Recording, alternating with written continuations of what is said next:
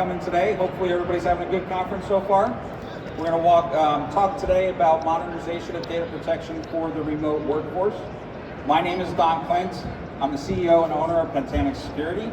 Today, my goal is not to scare anyone, but I just want to show you some security stats, and if you get scared, that's okay, don't run away.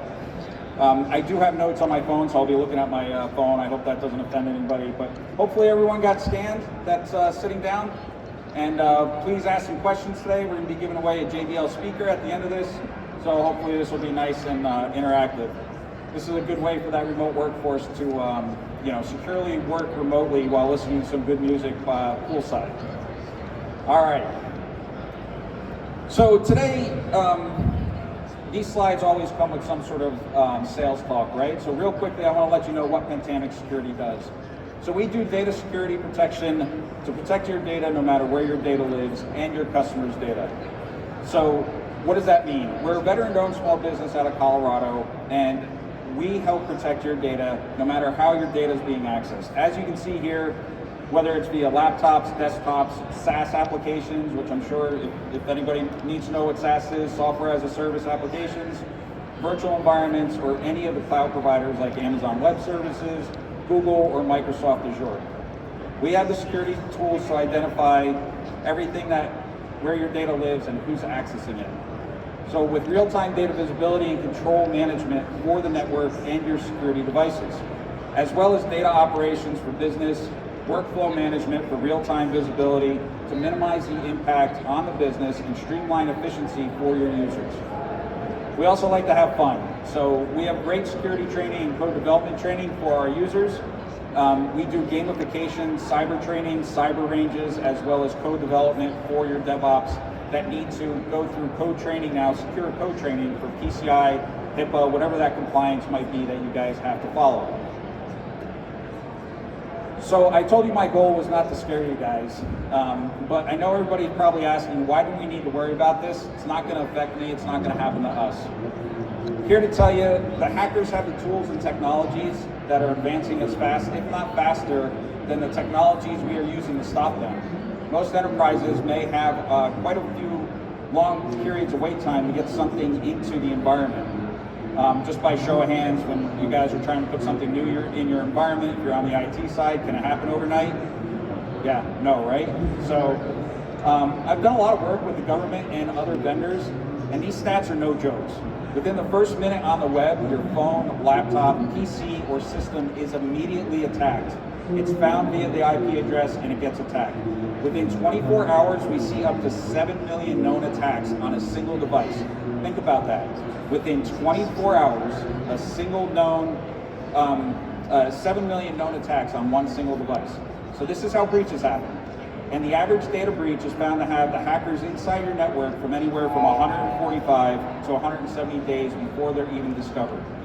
2 weeks ago, the American Bar Association was breached with 1.4 million records that were leaked out onto the dark web, and it was discovered that they've been in there since 2018 pilfering data. So think about that, right? It's constantly happening. Well, hopefully you're not scared and these stats didn't scare you, but if you are, our booth is right there. Come over to us after this and we'll go ahead and take care of that and get your protections going.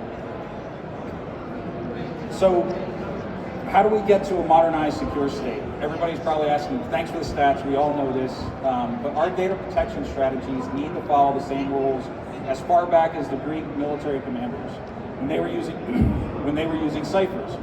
Authentication, authorization, and accounting for who's accessing your data and how are they looking at it and what are they doing. Establish a data schema, right? A lot of companies have data and they say this is sensitive, and then they overclassify data and the whole entire share would now become sensitive when really it doesn't need to be. So establish your data schema, know what data is important to your business. And then the authorization of the data, know who can get into that and what they can do with it. And then the how and when to prevent unauthorized access and data breach. We have products like WatchGuard's MFA that can help with that for multi-factor authentication. One of the best ways to make sure when people get into your network, there's some sort of secondary piece to verify that it's them, right? Something you have, something you know, something you are. Next slide. Email is still the #1 threat vector for any organization. I'm sure not only do you have a personal email or 2 or 3 like most of us do, then you have your work email as well. That Saudi prince is still out there. He's still trying to give you money, and with a simple click of a malicious link, he's going to get everything he needs. We need to ensure protection against these malicious files. PST files, PSTs are mail files, for those of you that don't know that. They're a large amount of data that sits in your organization on your data shares, right? A lot of your storage is taken up by users' emails. Well, don't get rid of my email, I need that for the next 15,000 years. So please don't delete it. Not the case, right? There's a lot of sensitive information that can be in these emails. Cleanup to this data is vital. So our partners at Checkpoint help protect emails with email phishing and attacks, and our partners at LAE Software have a PST migration tool that can condense these files and get that storage back in your environment. And that prevents, if there is a data leak, now you've gotten rid of a lot of that sensitive data, so you're a little less exposed if that happens. And then migrating your data to Office 365 and applying those protections that come with those applications. So now, I know, and I'm sorry, I'm standing in front of this for you guys. Let's talk about our digital workforce, right? So the cloud has evolved from someone else's data center to now allowing for fast SaaS applications to grow customers access to instant data that we need to get to them to provide a stronger ROI for our bottom line. When we look at next-gen connections like SASE or SSE, and that is your secure access service edge or secure service edge, depending on who you're talking to, we can now enable secure connectivity, not just between the user and an application, but the user and their credentials. They are now trusted, and this allows for allowing us to consolidate solutions for better return, better ROI, return on investment. Does anybody know what the ZTNA, or have they looked at ZTNA? They've heard Zero Trust Networking Access, that's what this is, right? So SASE is a great step in getting you there. This here is just an example of modern technologies for your ecosystem, right? Not everybody has all of this. So if we look at some of this and we look, well, I have no idea what Salt is. No, but you probably have some sort of API code protecting you in your environment. A lot of these things are just typical day-to-day. This is where your data comes in. This is how your users are accessing it. These are the types of applications inside your code development and the different types of vendors that can protect this. And then here's more of how you get in for your single sign-on. That's what SSO is. Your CASB is your Cloud Access Security Broker. That's part of your SASE technology. And I don't know why that's doing it. It's on my slides, but maybe the TV's scared from this talk. I'm not sure.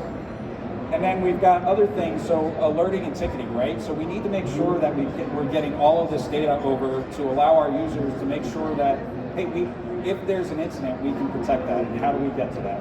And then what are you doing to make all these processes? Is this a person or multiple people at each one?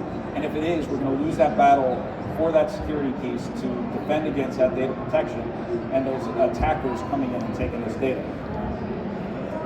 Next slide. So now let's say we've deployed these technologies, right? So now we've got to figure out, well, how do we quickly make sure that we know who's accessing the data, what has happened, what kind of alerts do we need to act on, and then how do we make sure that we can get the approvals to do all of this the right way? So we send everything from our users, from wherever it's happening, into a collector. The collector then goes to a security incident event manager or some sort of SIM. Now you hear SIM and SOAR. SOAR is just a way to do security orchestration, automation response. So this way you don't have a user waiting to respond to an event. You have your whole case management here. You've got a threat platform management. These are the things that should be in place to help enable the remote workforce. COVID happened, everybody went home. Once that happened, your network was a lot more vulnerable than what it was. You may have had that IT guy, I've been one of them, that's worried about, hey, if you're accessing data here or talking to our network from this location, how are you protected? That's where the SASE piece will come in, and we'll see a little bit more of that later. The attackers are spinning services up and down just as quickly as we're trying to protect against them. So attackers are using things like ChatGTP to go ahead and go to the next slide. They're using GPT to attack us, as well as the cloud services that we're trying to deploy to make things better, for us to do things faster, to get stuff out to our customers. So we need to make sure we're protecting against this. So you have all these protections in place, and now all of a sudden ChatGPT comes out because it's the greatest thing that's out there, right? Twitter war is over, now we're moving to ChatGPT. So how can your customer, or how can you stop your employees from putting sensitive data into ChatGPT and then leaking that data and causing some sort of a data breach? Allowing for, building things with ChatGPT and having a browser security solution that prevents customers or employees from putting in sensitive data into that ChatGPT is what the next gen protection is. So that will help you with allowing Talent Security, who is over at our booth, has this ability to white label what you can put in ChatGPT or block things that may be sensitive. So if I'm working at Coca-Cola and I say, ChatGPT, give me the recipe to compete against Pepsi, and it starts spilling out things because my employee from Coca-Cola started putting what's really in there, which is very sensitive, that gets blocked. Next slide.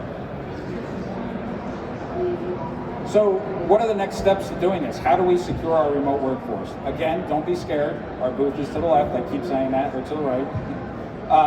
We want to make sure security is about yes and enablement, right?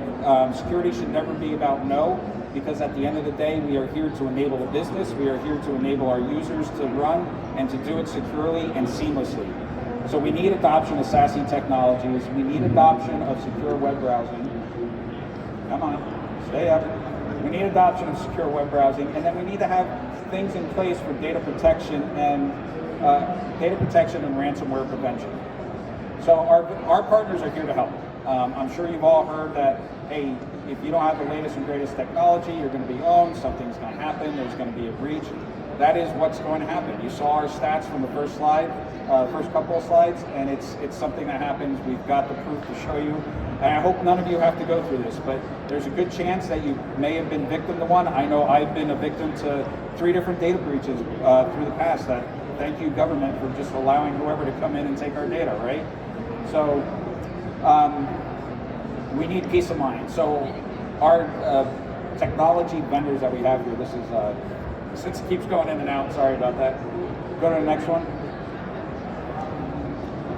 We want to thank all of our vendors, and thank you guys for being here, right? I know we went kind of quick, but Talent Security is here for that secure web browsing piece. WatchGuard is here to help with MFA and branch office protections. Checkpoint is here to help with email, ransomware prevention, and any of your large data center needs that you guys may have. And our PST LAE software, who has a PST migrator, will help you condense what you need, get your data, so you can actually do those protections and help you a little bit more.